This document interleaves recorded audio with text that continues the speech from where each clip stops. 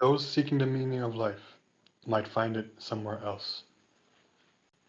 That's something I typically have said to many people over the course of my life. And the point of that statement is kind of to go around or to wrap your mind around what the meaning of life is.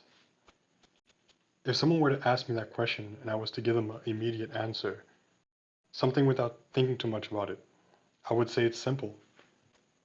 The meaning of life is nothing more than to live life, to make life what you want it to be. And I believe that all of us as human beings have that power, that ability to make life what we want it to be. Guys, name is Circus.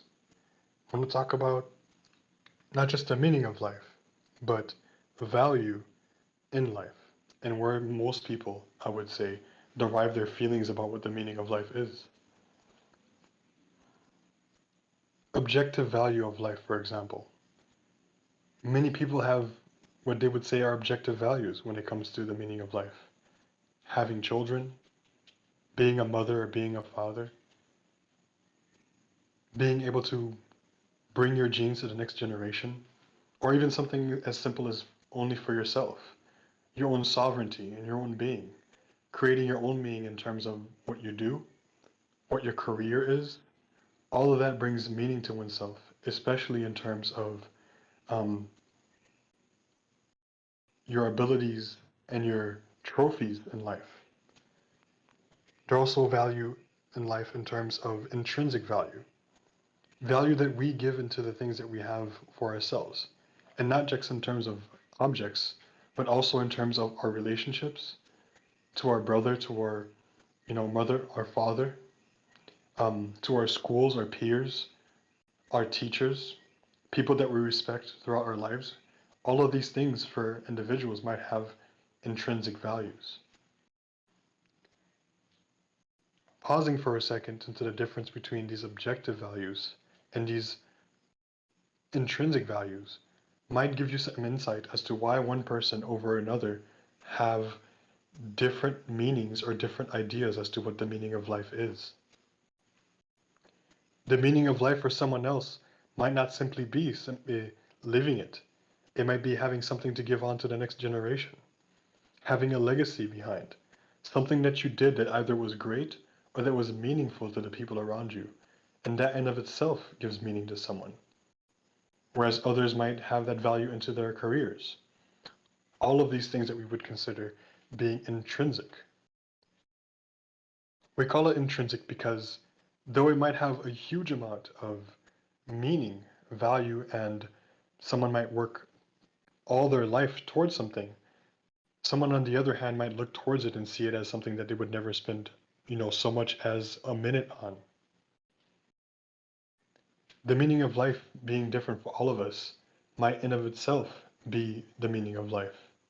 We all seem to want to have our own things. We share it with one another. And as we share it, we then gain meaning from one another in terms of me valuing someone because of what they can do that I can't, and vice versa.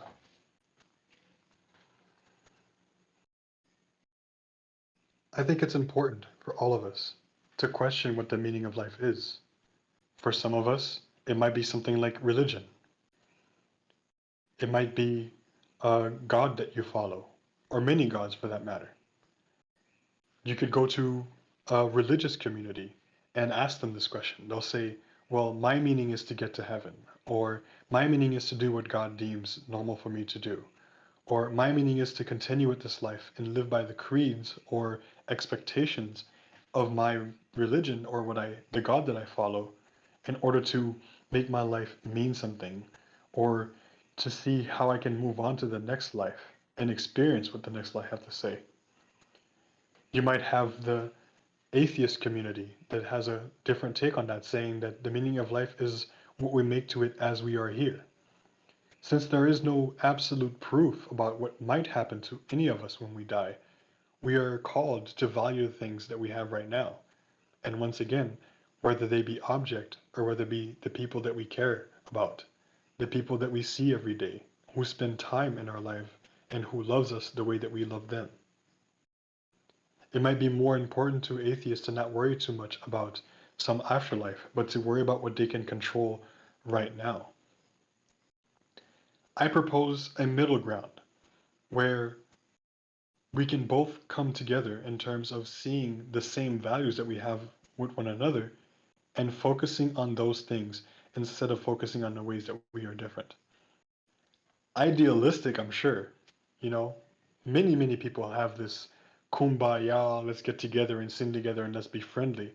Um, I don't see that as being productive. I see that as, we might be lying to each other.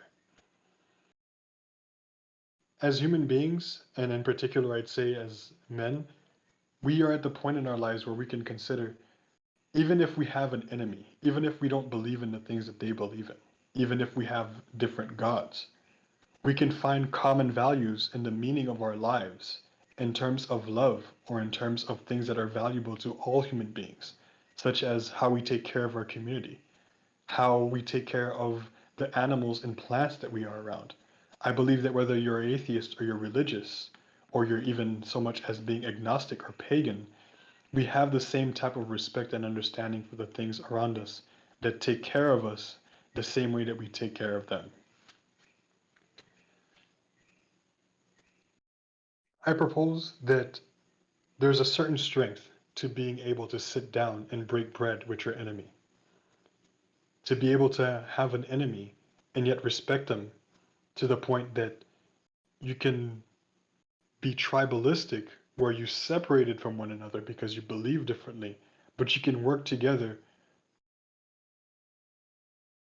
especially when it's necessary.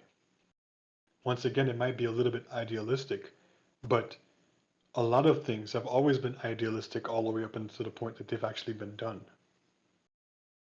At this point in history, and at this point in the dialogue, we have come to times where there's so much division and so much hatred from one another that it's being blared out and used against us, especially in the media. It's used against us to divide us.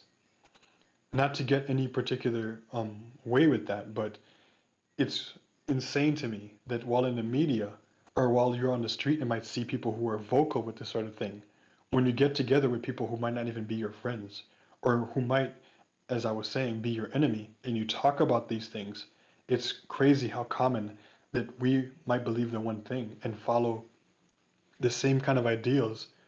We just never take the time to have these conversations. This is one of the things that I like to create in this channel, and for anyone who would ever see it, that we can have this dialogue now.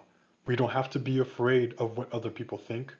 We don't have to be fearful of one another in terms of we don't believe what they believe and we see them as enemies.